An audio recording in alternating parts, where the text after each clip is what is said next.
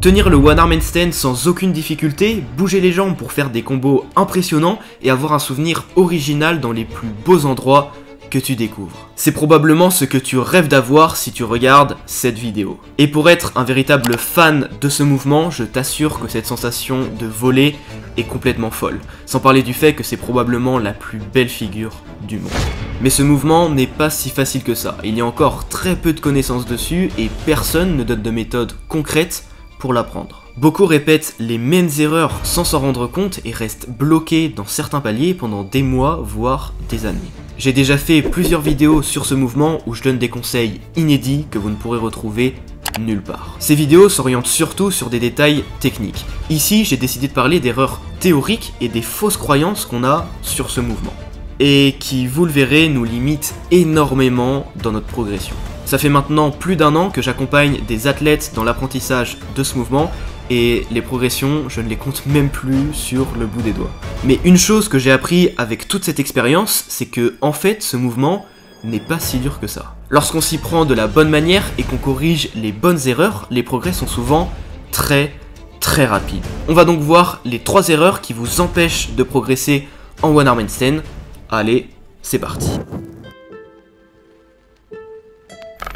Si tu regardes cette vidéo, tu as probablement déjà fait des séances d'équilibre. Et laisse-moi deviner, tes séances sont ce qu'il y a de plus basique. Tu répètes des essais en handstand ou en one arm handstand en boucle jusqu'à temps d'être épuisé. En plus de ça, beaucoup d'athlètes te disent qu'il n'y a pas de secret pour progresser et que seule la répétition va te permettre de débloquer ce mouvement. Résultat, tu spammes les essais et tu te dis que c'est celui qui va en faire le plus qui progressera le plus. Mais au final, tes séances te mènent à ça. Tu te fatigues super vite, tu fais seulement 2-3 essais acceptables dans ta séance et tu répètes les mêmes erreurs en boucle. Et surtout, tu ne progresses pas ou très lentement. Pour te parler de mon cas, je dois faire environ 3-4 heures de one arm handstand par mois. Oui, t'as bien entendu, par mois. Je sais que c'est très peu quand je vois qu'il y en a qui font ça par jour. Pourtant, à chaque séance, j'ai quasiment doublé mon niveau d'avant. Mais alors, quel est ce secret que j'utilise? Eh bien, il est en 2 mots. La concentration et l'analyse. Alors, qu'est-ce que je veux dire concrètement avec ces 2 mots? L'analyse, c'est tout simplement de se filmer à chaque essai pour analyser la raison pour laquelle on est tombé. Le seul moyen de progresser, c'est de corriger essai après essai les erreurs qui nous ont fait tomber. D'où l'intérêt de se filmer et d'analyser. L'objectif est vraiment, pendant vos temps de récup, de trouver l'erreur qui vous a fait tomber et surtout de trouver comment la corriger. C'est un travail constant de test, de compréhension du mouvement et d'expérience. Franchement, il y a des centaines d'erreurs techniques sur ce mouvement et je n'exagère pas du tout. Donc il y a toujours quelque chose à corriger. Et forcément, essai après essai, vous n'allez pas répéter la même erreur et donc vous allez progresser plus rapidement. Après, évidemment, faut-il déjà avoir les connaissances suffisantes sur ce mouvement. Connaître la position parfaite, les erreurs techniques, etc. Car lorsqu'on analyse tout par nous-mêmes, forcément ça prend beaucoup plus de temps et on oublie pas mal de choses. Le deuxième point, c'était la concentration. Évidemment, si vous avez trouvé l'erreur, vous devez vous concentrer à chaque essai pour essayer de corriger cette erreur. C'est le seul moyen d'avancer sur ce mouvement. Et je vais prendre mon cas pour développer un peu plus. Au début, je me fixais 1 heure, 1 heure et demie d'entraînement, et toutes les 2 minutes, je faisais un essai pour essayer de tenir. Mais je me suis vite rendu compte que ce n'était pas du tout le meilleur moyen de s'entraîner. Puisqu'au bout de quelques essais, je faisais n'importe quoi, j'avais plus d'énergie, et j'avais l'impression de faire des essais dans le vide. Donc je me suis dit, et si je prenais 5 minutes de temps de récup entre chacun de mes essais? Et là, comme par magie, j'arrivais à être performant pendant toute ma séance. J'arrivais à faire tous mes combos et c'était franchement génial. Aujourd'hui, je suis rendu encore plus loin. Je fais seulement 2 à 3 essais par jour. D'où les 3-4 heures par mois. Simplement car j'ai compris que seulement les premiers essais étaient les meilleurs. Actuellement, je sais que si je veux faire mon meilleur combo, je vais le faire en maximum 3 essais. Sinon, c'est mort. Alors attention, ce que je dis est de plus en plus vrai lorsqu'on devient fort dans ce mouvement. Car mes combos durent généralement plus de 30 secondes, donc c'est vite fatigant. Lorsqu'on apprend le simple handstand, spam un peu n'est pas non plus débile. Mais lorsqu'on commence le one arm handstand, c'est un peu débile. Il vaut mieux prendre 3-4 minutes de récup et être bien concentré. Donc voilà pour l'erreur numéro 1, analysez vos essais, corrigez les erreurs, essai après essai, et surtout prenez un bon temps de récup pour prendre le temps de vous concentrer. Et avec ça, vous aurez beaucoup plus de chances de réussir.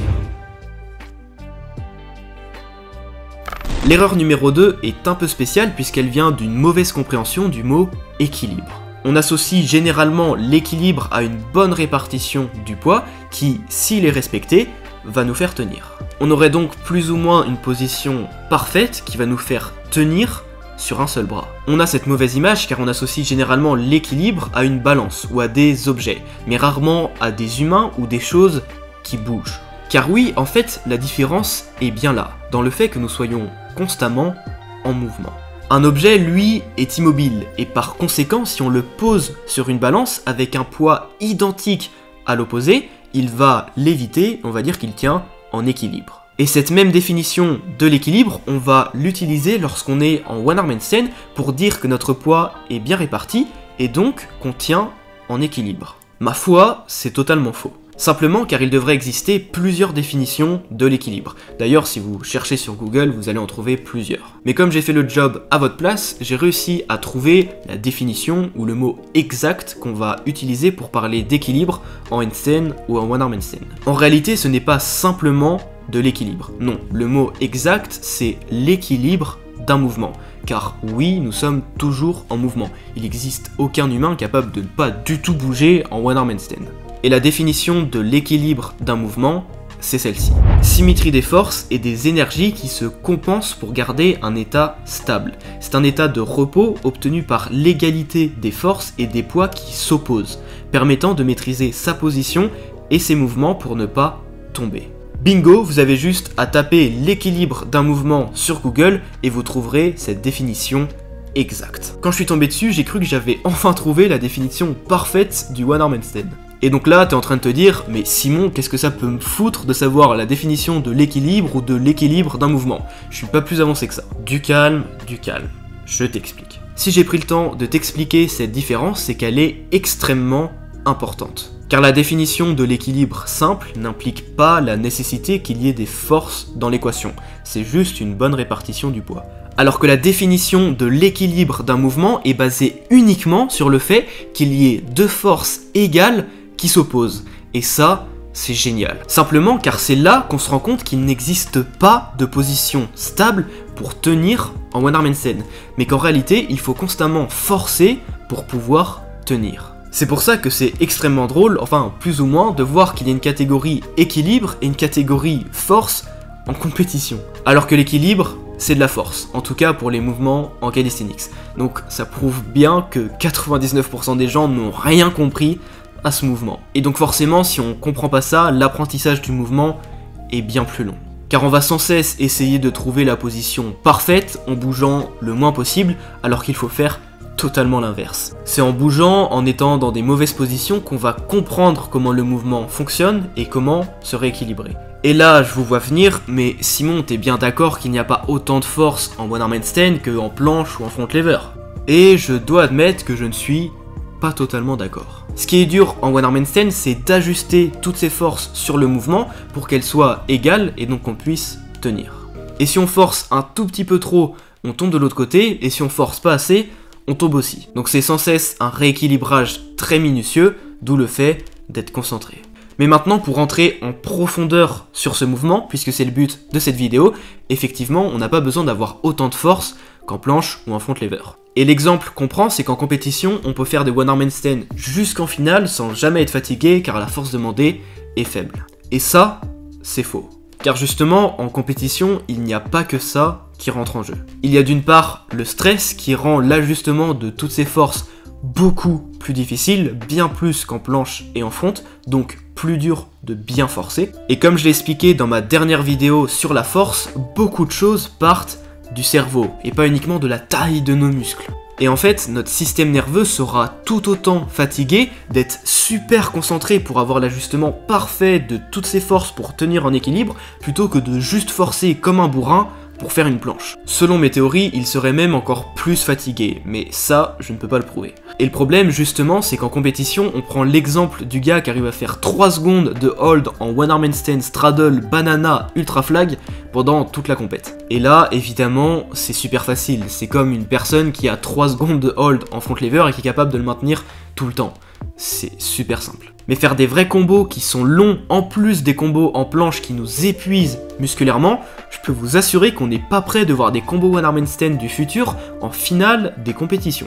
Ou alors c'est que le gars est vraiment fort. Bref, voilà, j'ai bien détaillé sur ce mouvement, et maintenant ce qui nous intéresserait ce serait de comprendre toutes ces forces qui existent et comment bien les utiliser. Et aussi comment gérer notre poids, qui est d'ailleurs lui-même une force et qui a aussi un grand impact sur notre équilibre. Et pour être honnête, c'est long de tout expliquer. Très long. Et le fonctionnement de l'équilibre est bien plus complexe qu'on pense, même s'il est facile à comprendre. Et pour en avoir pratiqué pendant 4 ans, je suis persuadé qu'il me reste encore des choses à découvrir.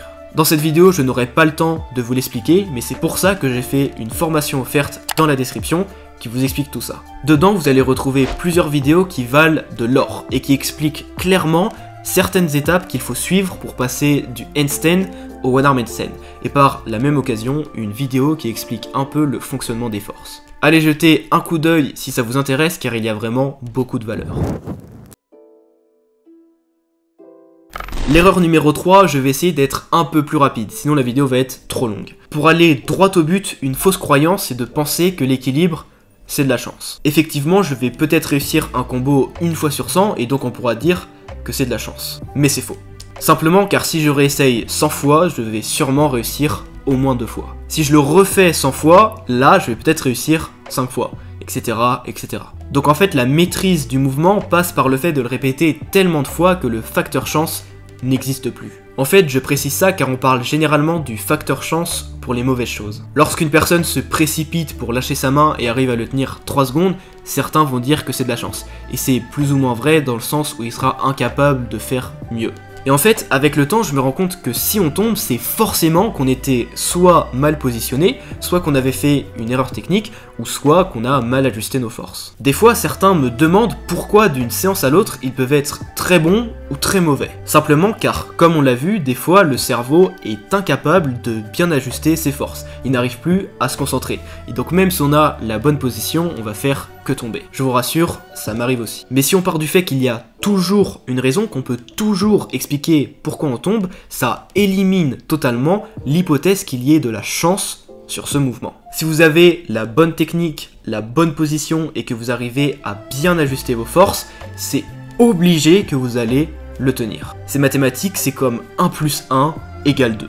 C'est d'ailleurs pour ça que je garantis autant de résultats dans mes accompagnements, car je sais toujours d'où vient le problème, je sais comment le corriger, des fois c'est plus ou moins long, mais mes élèves finissent toujours par débloquer leur One Arm Handstand. J'espère que cette vidéo vous a plu et que je ne vous ai pas trop perdu dans mon univers de l'équilibre. C'est un mouvement qui me passionne juste par le fait qu'il soit magnifique et que très peu de personnes le comprennent réellement.